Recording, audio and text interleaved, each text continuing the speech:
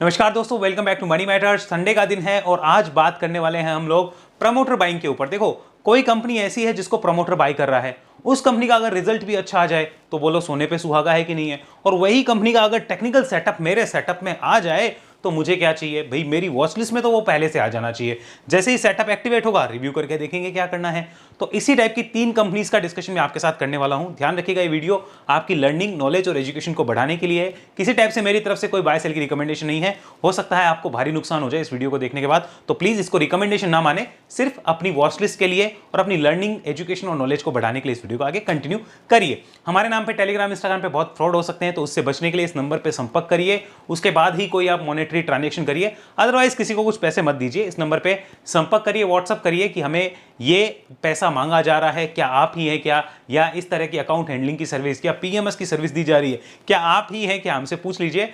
अगर हमारी नंबर से रिप्लाई आता है तो समझना वो हमारी सेबी रजिस्टर्ड सर्विसेज है, वरना नहीं है। इस बात का विशेष ध्यान रखिएगा और फ्रॉड से खुद को बचाइएगा। चलिए यहां पर डिस्कस करते हैं। सबसे पहला जिस कंपनी का नाम मैं आपके साथ लाया हूं that is royal orchid hotel. Hotel business से रिलेटेड कंपनी है। यहां पर सबसे पहले इसके डाटा को समझिए। मैं इसको थोड़ा जूम करता हूं। यहां पर इस कंपनी का देखेंगे आप, लेटेस्ट अपडेट भी है, क्वार्टर रिजल्ट आउट हो चुके हैं। सबसे पहले ये मेरे वॉच लिस्ट में क्यों आया है उसका रीजन समझते हैं, और मैंने प्रमोटर बाइंग में इसको अपनी one of the important watch list के लिए क्यों ऐड किया है। मार्केट कैप, छोटी कंपनी है, 1100 करोड़ की मार्केट कैप है, बुक वैल्यू 69 के आसपास, पी रेशियो, आरओसी और आरओई को देखते हुए मुझे काफी ठीक लगा, बढ़िया लगा। अगर इसकी बात की जाए यहां पर, तो यहां पे आप ऐसे समझो प्रमोटर की होल्डिंग अभी 63% के आसपास है, दैट इज वेरी गुड। यानी 64 हो चुके हैं, that is very good, thumbs up देना चाहिए। अब आओ यहां पर, लुक एट दिस। अगर मैं इसको कंपेयर करता हूं यहां पे इंडेक्स के साथ में, और अगर मैं सिर्फ ये दिखाऊं कि निफ्टी के यहां पर ये रहा, निफ्टी 50 ने 0.24% का रिटर्न दिया है लास्ट 1 ईयर में। अगर 1 साल पहले का डाटा देखा जाए और अभी का देखा जाए, इस ये कंपनी तो 20% रिटर्न दे चुकी है, निफ्टी को बीट कर चुकी है। अब आइए जरा यहां पर, hotel business related business company है, ये तो आपको ही पता चल गया। यहां देखो जून 2025 का डाटा, लुक एट दिस। यहां पे मैं कुछ लगाता हूं।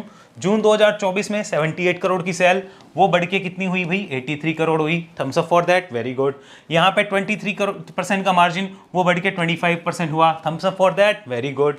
यहां पर आ जाओ, नेट प्रॉफिट क्या है भाई, 9 रुपीज का, वो कितना हो गया, 11 करोड़ रुपीज का, तो 9 से 11 हो गए, यानी कि यहां पर 2 करोड़ का प्रॉफिट जंप देखने को मिला। तो टोटल ओवरऑल 5 करोड़ का जंप हुआ था सेल में, और उसमें से 2 करोड़ उन्होंने कन्वर्ट कर दिया नेट प्रॉफिट में, दैट इज वेरी गुड। अब आओ यहां पर इसको समझो थोड़ा सा, हम लोग एक बार बात करते हैं ईयरली पी&एल की, और इसको थोड़ा ग्राफ फॉर्मेट में मैं आपको दिखाना चाहूंगा। ये एनुअल देखो, पहले एनुअल प्रॉफिट को आप देख लो, सेल में कंसिस्टेंसी है, ग्रोथ बनी है। यहां पर अगर मार्जिन्स देखोगे तो मार्जिन्स इंप्रूव हुए थे बीच में काफी, अभी भी लेकिन कंसिस्टेंसी बनी हुई है, ठीक ठाक मार्जिन है, मार्केट को बढ़िया लग रहे हैं। यहां पर आइए नेट प्रॉफिट को देखिए एक बार। ये नेट प्रॉफिट है 47 और 50 करोड़ चल रहा है ट्रेलिंग 12 मंथ का। जहां सारी कंपनियों में ट्रेलिंग 12 मंथ के डाटा नेगेटिव है, वहीं यहां कुछ पॉजिटिव निकल के आ रहा है, जो कि बढ़िया माना जाएगा। इसको कन्वर्ट करते हैं एक बार क्वार्टर रिजल्ट पे फिर से, और मैं यहां पे ग्राफ फॉर्मेट में आपको कुछ दिखाना चाहता हूं। Look at this. यहां पर इसको ध्यान से देखना, ये है इसके रिवेन्यू का डाटा। रिवेन्यू को देखिए, यहां पर रिवेन्यू के अंदर आपको एक चीज दिखेगी, पिछले 2 क्वार्टर से कम रिवेन्यू आई है, ये आपको क्लियर है। लेकिन अगर इसको यहां से देखोगे पिछले साल के यहां पे जून के क्वार्टर से, तो एक अच्छी रिवेन्यू मानी जाएगी। क्वार्टर ऑन क्वार्टर आपको डिक्लाइन देखने को मिल रही है, लेकिन ईयर ऑन ईयर यहां पे तेजी है, तो ईयर ऑन ईयर की तेजी हमें ध्यान में रखनी चाहिए। कन्वर्ट करते हैं इसको नेट प्रॉफिट में। यहां पर आइए, लुक एट दिस। ये जून 2024 का नेट प्रॉफिट, और ये अभी का। अब ये जो सीजन है, जो आने वाला टाइम होता है, यानी सितंबर और दिसंबर वाला क्वार्टर, इसको जरा ध्यान से समझना। फिर से चलते हैं यहाँ पे हम लोग टेक्स्ट फॉर्मेट में। यहाँ देखिए, अब मार्केट क्या एंटिसिपेट करता है वो समझो, मैंने इसको वॉच लिस्ट में क्यों लिया है वो समझो, कोई फालतू आलतू रीजन नहीं है, ध्यान से समझना। सितंबर के अंदर क्या होता है, यहाँ पे देखो, सितंबर में ये वाला पिछले साल का सितंबर का डाटा ये था हमारे पास में।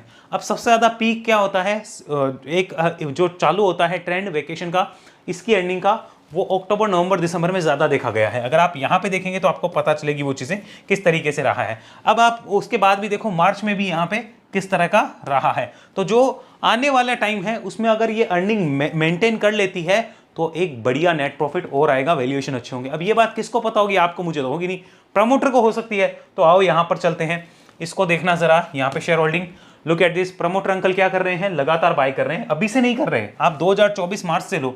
उसके बाद में जून में होल्डिंग बढ़ाई, कंसिस्टेंट रखी, फिर मार्च में बढ़ा दी, बहुत बढ़िया, फिर अभी जून में और बढ़ा दी। तो इनको कुछ तो पता होगा कि कुछ तो चीज हो रही है। एफआईआईस को देखो भाई, एफआईआईस पहले तो थे ही नहीं, ये अंकल पहले तो थे ही नहीं, फिर आए तो इन्होंने होल्डिंग बढ़ाई, कंसिस्टेंस बढ़ाई बढ़ाई बढ़ाई, वाह बहुत बढ़िया। और उसके बाद में क्या डीआईएस कोई है? डीआईएस है नहीं, तो पब्लिक की होल्डिंग आप देखते चलो, यहां से लगातार धीरे धीरे पब्लिक की होल्डिंग जा रही है।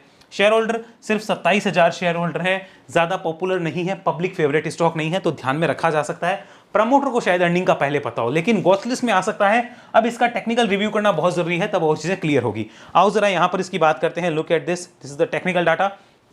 यहां देखो पिछले साल 2 साल में क्या हुआ है, इसको पहले प्रॉपर समझो। मैं वीकली चार्ट और मंथली चार्ट पे समझाऊंगा। This is the monthly chart. यहां पर देखना, यहां क्या हुआ था, 2006 में जो हाई लगे थे वो कब कटे? 2000 यहां पर 22 में कटे, 2006 के 22 में, 16 साल बाद एक टर्न अराउंड हुआ। अब पूरे मार्केट में आप सिचुएशन देख लो, बहुत खराब सिचुएशन है पूरे मार्केट की, अर्निंग्स की भी खराब सिचुएशन और बढ़िया भी काम नहीं हो रहा है, जबरदस्त रिटर्न्स नहीं आ रहे हैं।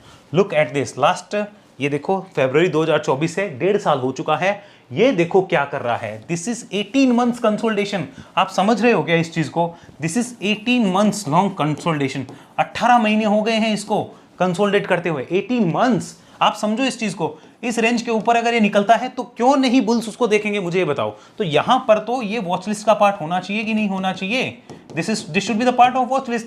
That's how bull pick their stocks, that's how bull pick their charts. वो अपनी एनालिसिस ऐसे ही करते हैं, और तो कोई रॉकेट साइंस तो है नहीं कि कोई कहीं से कुछ आएगा, ऐसे ही एनालिसिस होती है। समझ आएगी आपको? 18 मंथ्स हो गए। अब आओ यहां पर इसको वीकली कन्वर्ट करते हैं। यहां पर देखिए, look at the weekly chart. Result आ चुके हैं अब, ये इतने बड़े कंसोलिडेशन के बाद में कोई भी सस्टेनेबल मूव जो कि इस रेजिस्टेंस जोन को काटता हुआ नजर आएगा, because there has been multiple 4 to 5 attempts to cross this resistance. अगर होता है वॉच लिस्ट में रखो, रिव्यू कर लेना क्या करना है। तो अभी मेरी वॉच लिस्ट में है, इसके ऊपर मैं क्या करूंगा, I will review this one कि मुझे क्या करना है क्या नहीं करना है। सिंपल चीज समझो, ट्रेन एक स्टेशन से चली थी, इस स्टेशन पे बार बार मुड़ रही है। अब हमें सीधा पता है कि यहाँ पे एक मान लो कि फुल स्टॉप है ट्रेन के लिए। अगर इससे आगे के स्टेशन के गेट खुलते हैं तो बढ़िया बात है, फिर उससे आगे का देखा ही जाएगा ना, वो रास्ता तो खोलना ही पड़ेगा, तो अगले स्टेशन फिर आने ही आने हैं। ओके, तो this should B part of watch list. Daily convert करते हैं। लुक एट दिस, डेली पे भी आपको चीजें क्लियर दिखेगी कि अभी का ट्रेंड कैसा है। ये एक तेजी के बाद में करेक्शन साइडवेज हो जाए, इनके ऊपर सस्टेन करना विल बी वेरी इंपॉर्टेंट। तो आपको ये रडार पे रखना चाहिए, आपकी वॉच लिस्ट का पार्ट हो सकता है। Again reminding, no buy sell recommendation from my side. Okay, आओ सेकंड पे बात करते हैं। सबसे पहले इसके फंडामेंटल पे चलेंगे। Second company name is Suprajit. Okay, look at this, this is Suprajit engineering. Okay, इसको जरा एक बार देखना।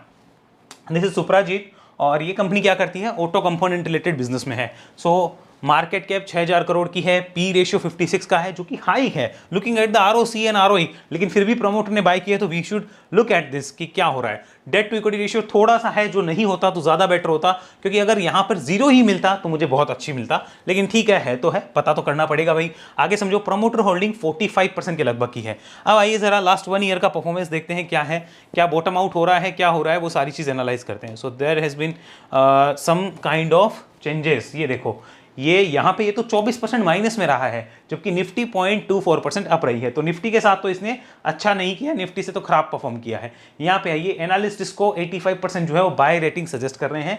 एनालिस्ट की है, मेरी नहीं है, ध्यान रखिएगा। आइए अब जरा इसकी फोरकास्टिंग देखिए। यहाँ पर ये थी जून की, सितंबर में उम्मीद है कि शायद यहाँ से कुछ खराब होने के संकेत बता रहा है EBITDA के अंदर, ये फोरकास्ट है मार्केट की, लेकिन उसके बाद में सुधार की उम्मीद है। क्या प्रमोटर को भी इसके बारे में पता है क्या? आओ जरा देखते हैं, प्रमोटर का भी देखते हैं एक बार माइंडसेट। लेकिन उससे पहले जरा रिजल्ट के फ्रंट पे देख लो, रिजल्ट्स कैसे रहे हैं। ओके, तो जून लास्ट ईयर से देखा जाए तो भैया बढ़िया ग्रोथ है, खराब तो आप नहीं कह सकते, thumbs up for that. Margins के फ्रंट पे देखा जाए तो मार्जिन्स कम जरूर हुए हैं, लेकिन स्टिल आपका ऑपरेटिंग प्रॉफिट क्या है, EBITDA आपका 97 करोड़ का 121 करोड़ है, तो thumbs up for that. Net profit क्या है आपका, नेट प्रॉफिट सॉरी एक सेकेंड, यहां पर नहीं है, 38 करोड़ नेट प्रॉफिट, 38 करोड़ का यहां पर कितना हो गया, 38 करोड़ से बढ़ के 48 करोड़ के लगभग चला गया है। तो आपका 10 करोड़ का नेट प्रॉफिट भी बढ़ा है। यानी ओवरऑल अगर देखा जाए, सेल्स में ग्रोथ है, मार्जिन टूटे हैं, लेकिन नेट प्रॉफिट बढ़ा है। मार्जिन टूटने के बाद भी नेट प्रॉफिट क्यों बढ़ा, क्योंकि सेल अच्छी थी। अब मार्केट क्या देखेगा, अगर यही सेल उसने मेंटेन करी, और इसमें खाली ये रीजन नहीं है, अगर आप क्वार्टर ऑन क्वार्टर भी देखो ना, सो यहाँ पे ग्रोथ है। अगर आप इसमें भी देखो, देखते चलो नेट प्रॉफिट को, सो आप देखिए ध्यान से क्या चीज रही है। तो आप मार्केट क्या देख रहे हैं कि अगर टाइम खराब है और उसके बाद में भी खराब मार्जिन मेंटेन करते हुए सबसे बढ़िया नेट प्रॉफिट ला रहा है पिछले 5-7 क्वार्टर में, तो अगर इसका टाइम ढंग का आ गया तो इसका नेट प्रॉफिट मार्जिन सही होते ही काफी ज्यादा शूट अप करेगा। वो शायद प्रमोटर को पता है, तो हमें ध्यान देना होगा। आइए जरा एक बार इसको कन्वर्ट करते हैं ग्राफ फॉर्मेट में। Look at this all the datas so that you will understand.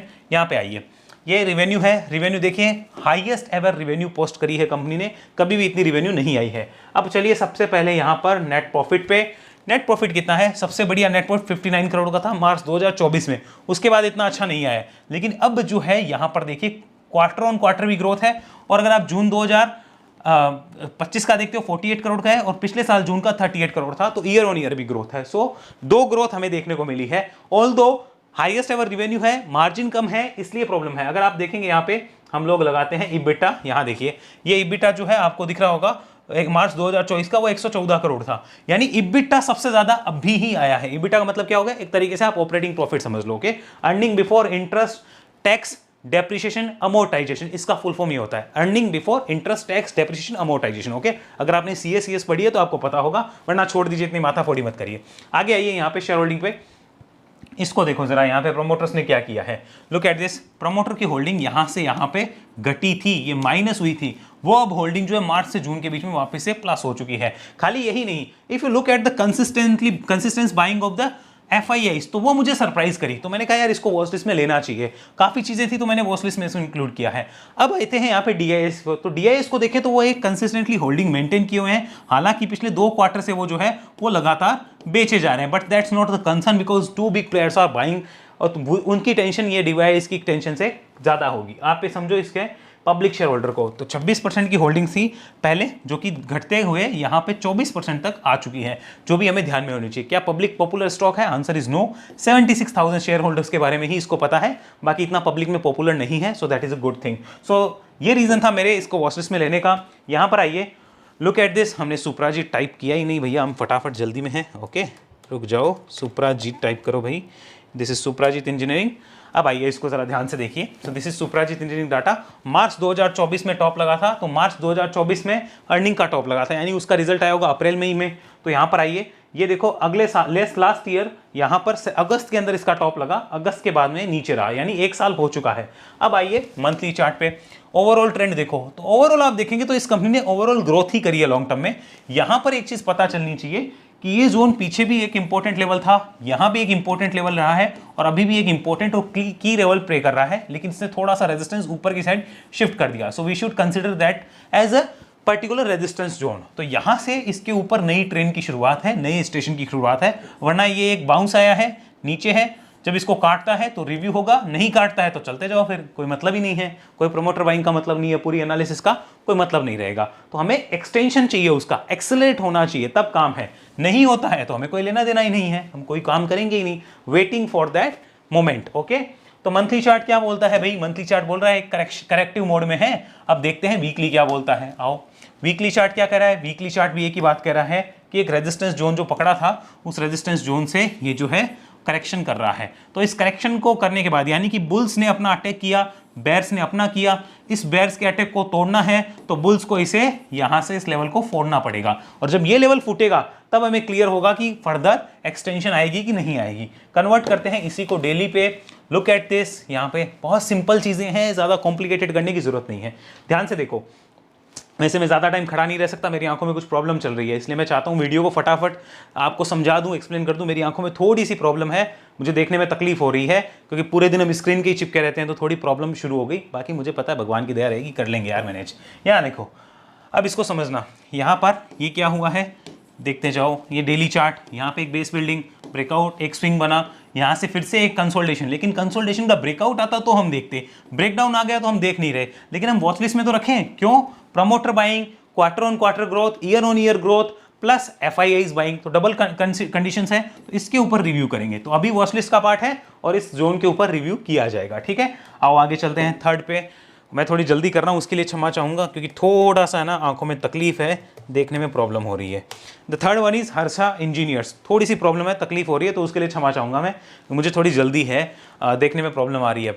यहाँ पे आओ, यहाँ पे हर्षा इंजीनियर्स जो है वो 3700 करोड़ की मार्केट कैप रखती है, 34 का P, looking at the ROC and ROE ऐसा लगता है पी जस्टिफाइड नहीं है। अब ये कंपनी क्या करती है, कैपिटल गुड के रिलेटेड है, और इसका जो प्रेसिशन बैज होते हैं उसके अंदर मार्केट शेयर इसका 50 से 60% का है इंडिया में, जो कि काफ़ी बढ़िया है। इसकी फंडामेंटल डिटेल एनालिसिस तो नहीं कर रहा मैं, बट आपको समझा रहा हूँ कि इसका मार्केट शेयर अपने बिजनेस में 50 से 60% का है, क्योंकि मैं इसका ऑलरेडी इसके IPO के टाइम फंडामेंटल एनालिसिस पहले कर चुका हूँ। 74-75% की प्रमोटर होल्डिंग, क्या पूरा ही लेके मानोगे क्या? अगर 74.72 है तो प्रमोटर की पहले थी क्या, वो पूरी 75 ही करेंगे क्या? आगे चलो, यहाँ पे देखो, देखते हैं लास्ट 1 ईयर में क्या किया निफ्टी के साथ में इसने।